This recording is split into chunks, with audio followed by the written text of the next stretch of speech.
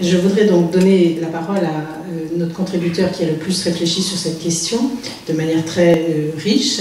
Donc, Jérôme Chacornac, maître de conférence à l'Université Paris 2, c'est pour toi.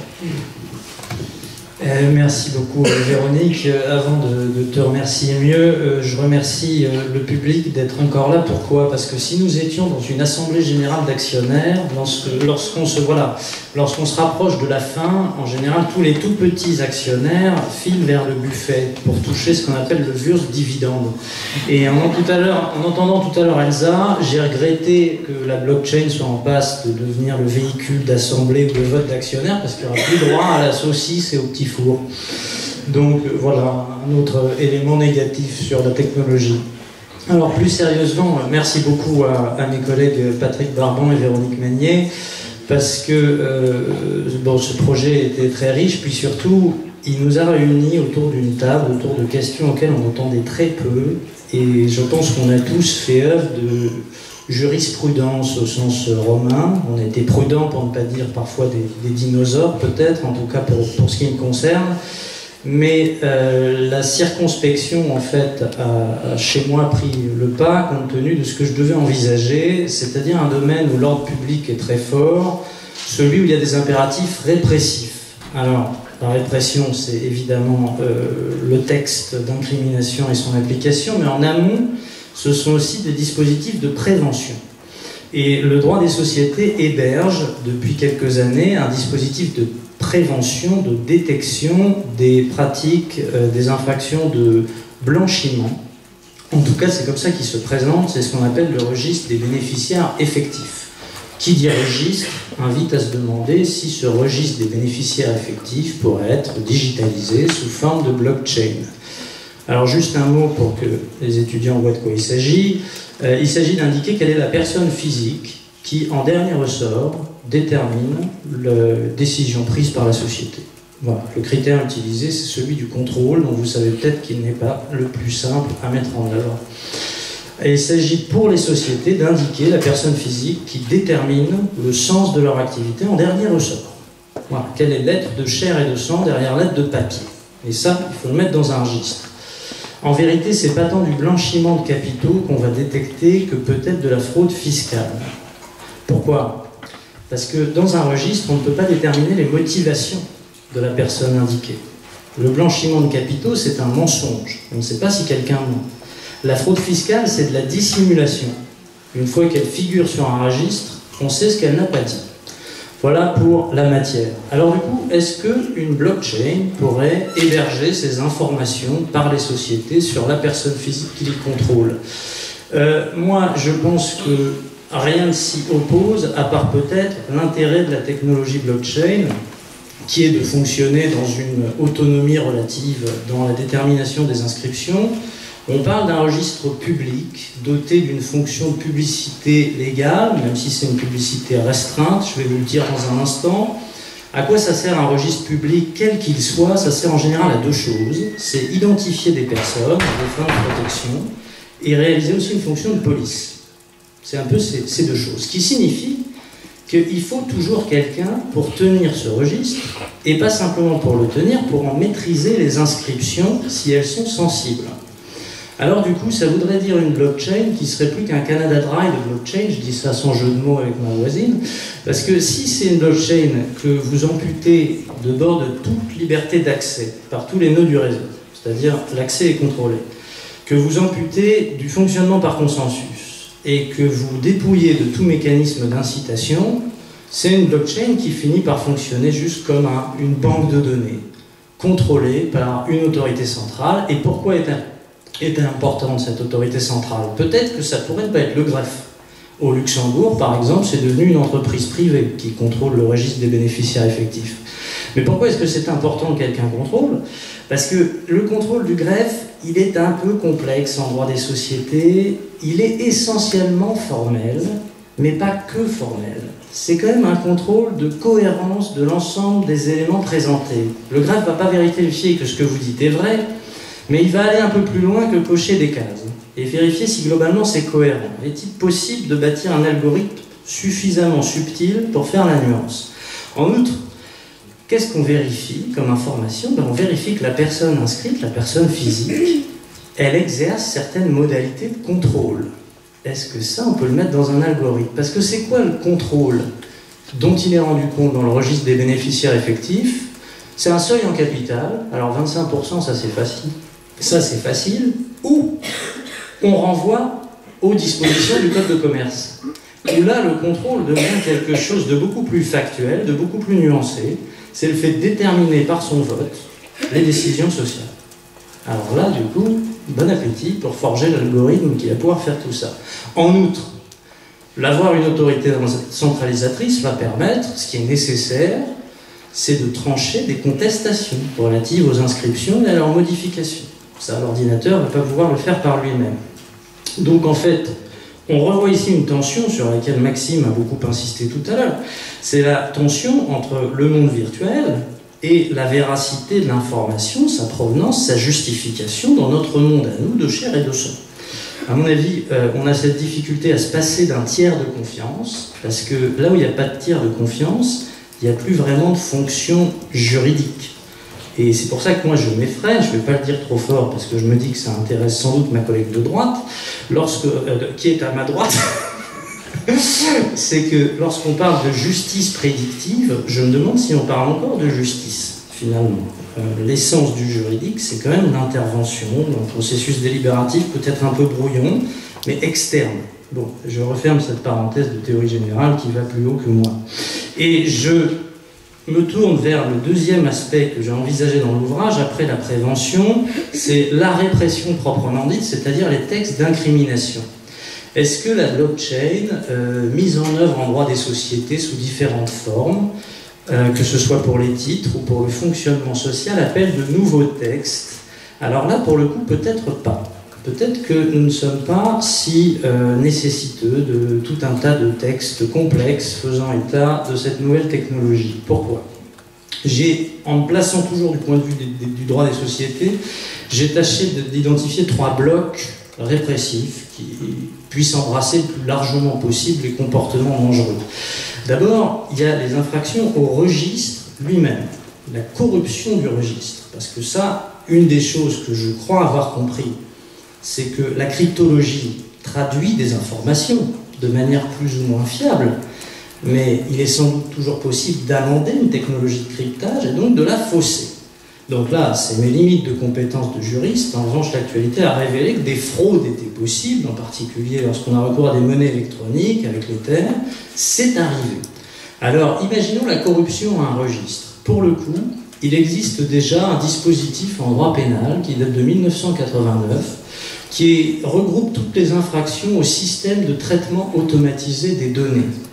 Sagesse du législateur de l'époque, le système de traitement automatisé des données n'a pas été défini. Il était question de le définir dans la loi au stade de la procédure parlementaire devant le Sénat, et finalement, il avait été jugé plus pertinent de ne pas le définir, ce qui fait qu'on ne se heurte pas à une définition qui, en vertu de l'interprétation stricte de la loi pénale, conduirait peut-être à des problèmes avec les DIP, avec les dispositifs d'enregistrement électronique partagé. Et si vous regardez une des uniques espèces au stade des juges du fond, où on a discuté sur la qualification de système de traitement automatisé des données, ça mettait en cause un logiciel de traitement de paiement bancaire fonctionnant sur la base d'un algorithme. Donc il me semble que globalement, la seule définition prétorienne, caractérisation prétorienne de la notion, rejoint à grands traits une des caractéristiques du traitement des données sur une blockchain, c'est-à-dire le recours à un algorithme. Mais quand bien même, on peut tout à fait mettre ce précédent de côté. Donc, faut-il compléter ce dispositif? Je ne pense pas, parce que si vous le lisez, c'est une assez belle théorie de toute la corruption de l'information. Donc même au stade des comportements envisageables sur une blockchain, falsifier, s'introduire frauduleusement pour capter des données, tout ça forme un système qui est conceptuellement cohérent. Deuxième type d'infraction, et là mon article a été modeste, parce que je voulais m'inscrire en cohérence avec la première partie de l'ouvrage et avec mes amis en droit des biens, pour lesquels j'ai laissé les arbitrages fondamentaux. C'est les infractions en matière de titre. Alors, si on modifie l'inscription relative à un titre dans une blockchain, en fin de compte, qu'est-ce qu'on modifie? Est-ce qu'on modifie l'information ou est-ce qu'on porte atteinte à un droit? Et alors, est-ce qu'on porte atteinte à travers ce droit au droit de propriété? Ce qui renvoie en fin de compte à une question qui est une tarte à la crème du droit pénal spécial, jusqu'où les infractions de droit commun relatives aux biens dans la vie des affaires se prêtent-elles à des informations? Et cette fois, des informations qui représentent des droits, et non plus des fichiers de clientèle. Alors, il y a toujours une incertitude folle sur le fait de savoir si on peut voler des informations, et peut-être demain des titres inscrits en compte, je ne pense pas, mais en tout cas, il est sûr que l'abus de confiance, par exemple, lui, est envisageable, aux côtés peut-être d'autres infractions désuètes qui ont été supprimées en droit des sociétés en 2001, et en particulier une infraction dont je vais vous redonner l'intitulé exact, qui consistait à avoir falsifié les déclarations mensongères dans le certificat d'un dépositaire. Peut-être qu'une infraction de ce genre pourrait être réintroduite. Au-delà, et là on se rapproche du cœur du droit des sociétés, est-ce que concernant le fonctionnement de la société, il faut de nouveaux textes? Alors, premier aspect, c'est la bourse. Est-ce qu'il faudrait compléter les textes en matière d'abus de marché par une référence à la blockchain? Et est-ce qu'en soi, la blockchain améliorerait la répression? Imaginons un marché qui fonctionne par voie de blockchain. Ça ne changera rien à la caractérisation de l'infraction. D'abord, au stade de sa détection, on va utiliser sur une blockchain ce qu'on fait déjà à la bourse, l'horodatage, et ce qu'on appelle le topage, si jamais il y a un volume anormal d'ordre passé en bourse pour peut-être détecter une manipulation de cours. Mais la blockchain ne résoudra en elle-même pas de problème, aucun problème particulier. On peut tout à fait commettre un abus de marché sans passer un ordre en bourse, d'une part, auquel cas il n'y a plus de traces électroniques. Et ensuite, quand bien même on passe un ordre en bourse, la blockchain ne dit pas si vous aviez une information privilégiée ou si vous avez conçu ça dans le cadre d'un stratagème pour fausser le marché. L'interrogation posée par la blockchain est plutôt celle du champ d'application des abus de marché. Et là, j'étais plutôt dans les pas de ce que vous a dit Patrick Barban. Est-ce que le champ d'application des textes qui visent les marchés réglementés, organisés et assimilés se prête à la technologie blockchain? Est-ce qu'il faut voir la technologie elle-même comme une nouvelle plateforme de négociation qui justifierait une réécriture du texte? Ou est-ce qu'il faudra envisager que c'est juste la technologie sous-jacente à l'une des catégories de marché qui forment la typologie actuelle? Moi, j'ai tendance à penser que c'est plutôt la seconde alternative, mais en fait, peu importe. Au-delà, dernier point concernant le fonctionnement de la société, après les marchés boursiers, c'est le fonctionnement de la personne morale. Faut-il de nouveaux textes? Le plus souvent, si on regarde le droit pénal des sociétés, pas vraiment. Ce sera simplement une modalité de réalisation de l'élément matériel des infractions telles qu'elles sont écrites. L'émission illicite d'actions, on pourrait concevoir que ce soit caractérisé par le biais d'inscription dans une blockchain, indépendamment du support en fait.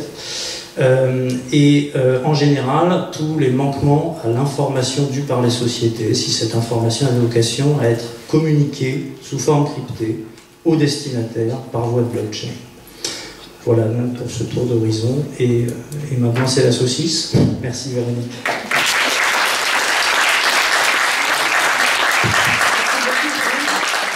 Puisque Jérôme, tu as interpellé un peu tout le monde, est-ce que quelqu'un veut répondre, réagir, sanction, pas sanction, marché identique, contre marché? Non, le marché, ça change.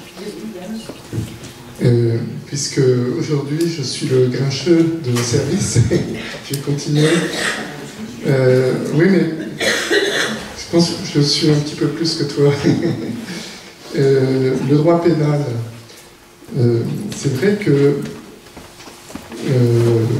le droit pénal puni s'applique, je crois, au vol d'électricité, alors que quand l'incrimination a été introduite dans le code, les rédacteurs n'y avaient pas pensé. Et donc, tu as semblé finalement satisfait du fait que la définition floue qui se trouve dans la loi puisse s'appliquer à certaines infractions commises au moyen de la blockchain. Mais il y a un risque tout de même. Parce que le droit pénal obéit aussi à un principe de légalité qui est protecteur. Je ne suis pas satisfait, non. Je suis plutôt satisfait satisfait de l'inverse.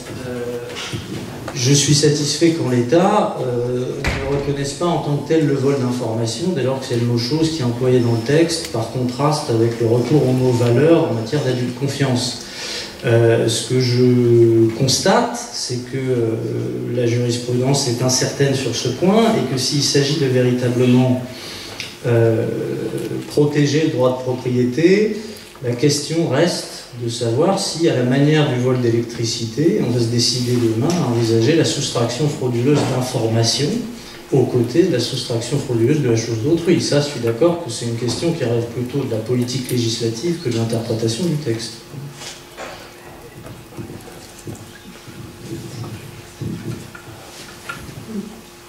Réaction? Oui, Patrick? Par rapport au manière générale. Non, non, bien sûr. Il y a aussi, on a beaucoup opposé finalement tout ce qui était blockchain privé et blockchain public finalement. Et il y a aussi une alternative qui existe et qui est assez intéressante, qui emprunte finalement au blockchain privé, ça je voudrais juste la mentionner parce que ça élargit quelque peu finalement le champ de réflexion. C'est un projet en fait qui a été mis en place par la SACEM et ses homologues américains et britanniques, qui consiste en fait à mettre en place une blockchain donc permissionnée, c'est-à-dire avec finalement ce n'est pas une blockchain publique mais c'est une blockchain avec ces 3 opérateurs qui en fait la font fonctionner.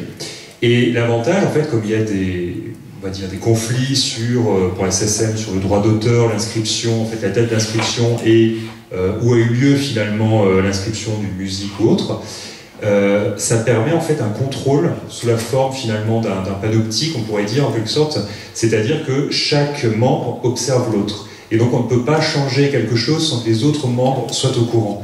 Ce qui est, sans être une blockchain publique, ce qui est aussi un élément de contrôle qui peut très bien fonctionner. Et donc, on pourrait aussi envisager, sans forcément être sur une blockchain publique, des modalités entre ce qui est purement public et ce qui est finalement purement privé. C'était un petit point que je voulais rajouter sur la régulation. Oui, tu as tout à fait raison, et je pense qu'effectivement, au fur et à mesure qu'on travaille sur ce type de sujet, on s'aperçoit que ce qu'on a dit il y a un an, aujourd'hui, n'est pas tout à fait exact, puisque les choses évoluent. Et qu'au fur et à mesure du temps, ben, la technologie aussi s'adapte aux besoins en prenant en compte justement ce que des réflexions comme celles qu'on a levées aujourd'hui apportent justement à la pratique et aux techniciens aussi.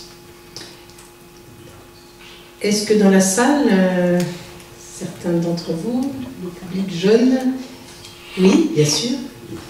Donc, Madame Brier, Champeau-Brier, édition Dalloz.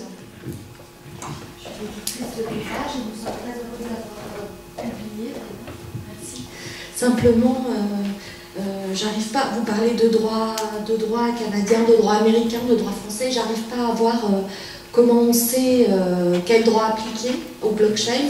C'est peut-être ça, c'est peut-être un problème. Et d'autre part, je voudrais savoir s'il y a déjà un contentieux sur la blockchain.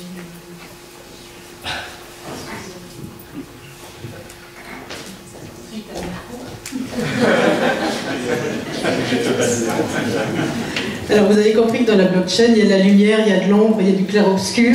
Là, on entre dans l'obscur le plus absolu et on le note dans l'ouvrage, c'est-à-dire qu'on a fait, entre guillemets, et ça c'est pas à entendre pour les jeunes oreilles, l'impasse sur le droit international privé. Alors pourquoi on l'a fait ?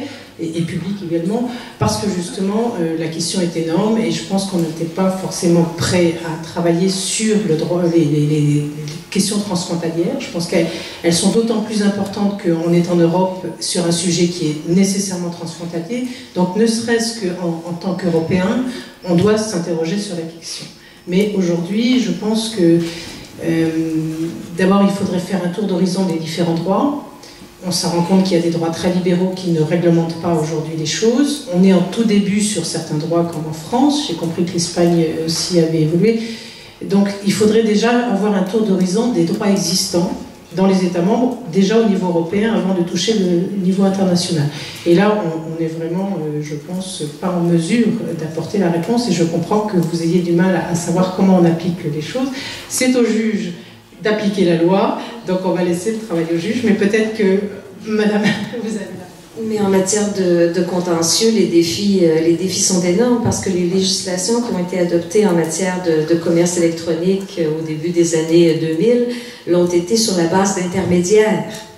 Alors que lorsqu'on parle de chaîne de blocs, de blockchain, c'est la désintermédiation, donc il faut revoir. Et l'enjeu de ces législations, c'était de faire des législations qui allaient durer, des législations pérennes.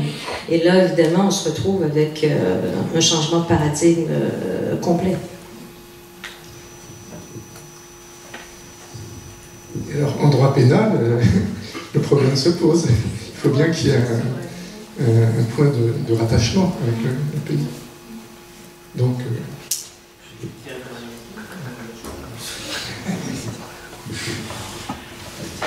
oui, il faut qu'un des faits constitutifs de l'infraction soit commis sur le territoire, avec des théories qui permettent de l'étendre un petit peu, mais qui en fait procèdent toutes d'une conception physique de la réalisation des infractions, l'assimilation par indivisibilité, etc.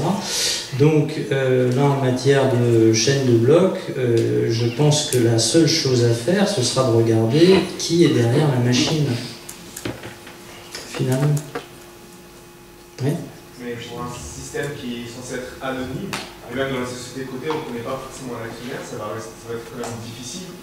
Parce que pour moi, déjà que la société cotée, on ne sait pas forcément il y a qui en face comme actionnaire. Alors dans le cas où, par exemple, on a l'exemple de la blockchain, ça va être encore plus anonymisé si possible, et alors de là, on ne peut jamais savoir. Alors, anonymisé,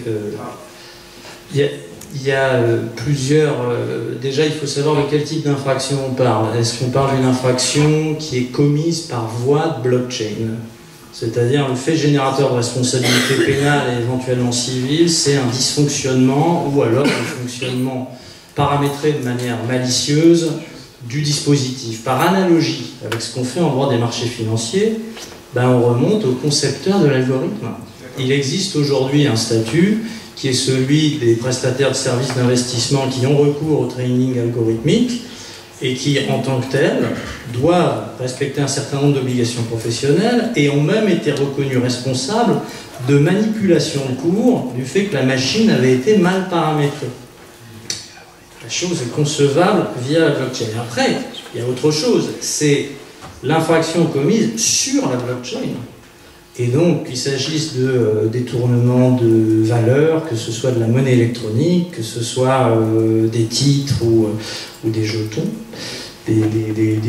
comment c'était quoi l'image, des tokens, enfin des billets de Monopoly. Ce token, je sais que c'est le terme consacré en usage, mais là, à ce moment-là, vous ferez application d'infraction de droit commun avec les moyens d'enquête de droit commun qui consistent du coup à savoir par la cyberpolice où est l'adresse IP et si le pirate est comment dire, si le pirate est plus habile que vous, vous ne le trouverez pas. Après, vous pouvez envisager qu'il y a un certain nombre d'éléments qui permettent aussi de constater, non pas des infractions, mais en général tout fait générateur de responsabilité, lorsque l'accès à un système fera l'objet peut-être d'une certification par voie de recours à des méthodes de signature électronique.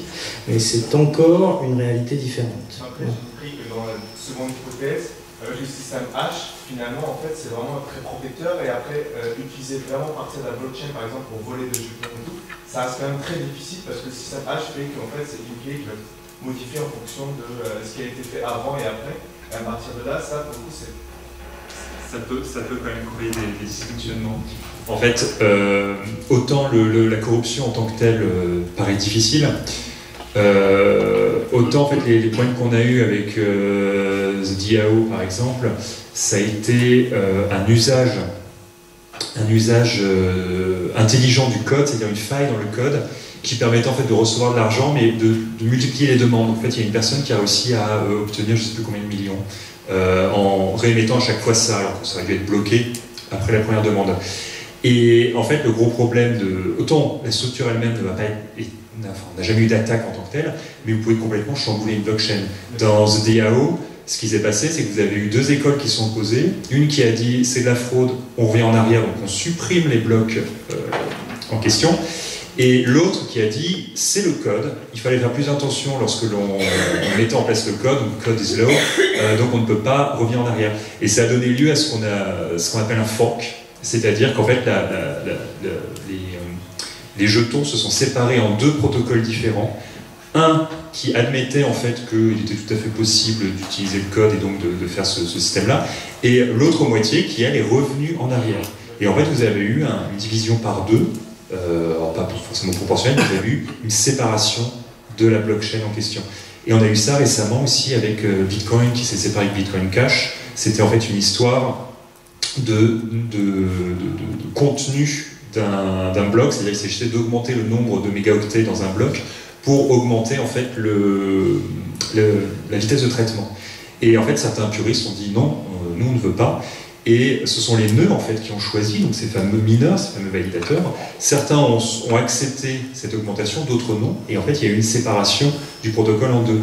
Donc, ça vous montre une chose, c'est que tout ce qui est blockchain public est très délicat à réguler, en fait en réalité est quasiment irrégulable, et vous pouvez arriver à des situations où les choses partent complètement à volo.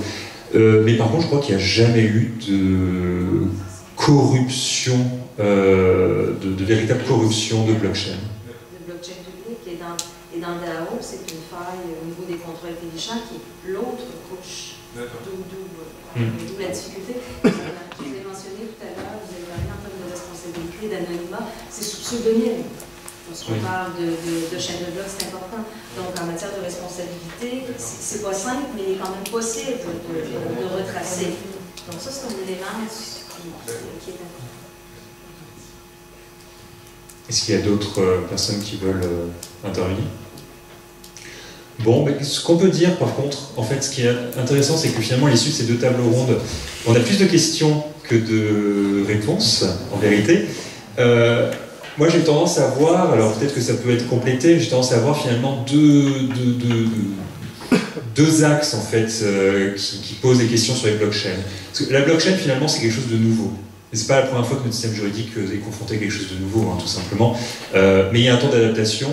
Alors les deux domaines où on est un petit peu dans l'incertitude, c'est simple. C'est le premier, c'est le domaine, faut-il un droit spécial? Ou alors est-ce que la blockchain peut être régie par le droit commun? Donc ça pose des questions sur la propriété des cryptoactifs, ce que tu as dit également un petit peu, Jérôme. Propriété des cryptoactifs, sur le fait est-ce qu'on peut faire de l'exécution forcée sur smart contract, etc. Ça, c'est la première tension qui existe. Alors, le droit financier a commencé à y répondre, doucement. L'autre tension, et on l'a aussi évoqué tout à l'heure, c'est le droit international privé. Parce qu'en fait, il y a plein de possibilités de rattachement dans une blockchain, notamment une blockchain publique. Est-ce que ça va être les parties à la transaction qui vont verser? Est-ce que ça va être la localisation de la transaction éventuellement? Est-ce que ça va être la localisation des serveurs ou du serveur qui valide le bloc? Donc dans ce cas-là, c'est la Chine en substance sur Bitcoin. Il y a plein de questions qui doivent se poser. Et là-dessus, bon, on verra si l'Union européenne, par exemple, veut faire un règlement comme elle a fait pour Rome 1, etc. Ou si, en fait, ce sont les règles du droit international privé qui vont s'appliquer. Par contre, ce que je ne crois pas, à titre personnel, c'est ce qu'on appelle la fameuse lex cryptographia, c'est-à-dire de dire « Ah, mais en réalité, ça va être un ordre juridique à part qui a ses propres règles. » Bon, ça, pour moi, ça correspond à quelque chose d'assez irréaliste et c'est un peu paresseux, finalement, de se rabattre derrière ça dès qu'on ne connaît pas en disant « C'est un ordre à part ». Il faut attendre, en fait, simplement qu'il y ait des problématiques qui émergent. C'est la même chose avec l'avènement du commerce électronique. Exactement. Exactement la même chose. On peut donc conclure cette journée, je pense. Non. On peut conclure cette journée pour aller vers le Wurst dividende dont tu parlais. Donc nous vous invitons tous au cocktail qui a lieu en dessous. Donc donc vous prenez les escaliers, c'est la salle qui est sous nos pieds. Et encore une fois, je remercie donc tous les participants à cette journée, les éditions d'Allos, et vous tous, étudiants, qui avez participé avec intérêt à cette journée. Oui, pardon. Il y a des revues donc ici qui sont à disposition du public si vous voulez les prendre.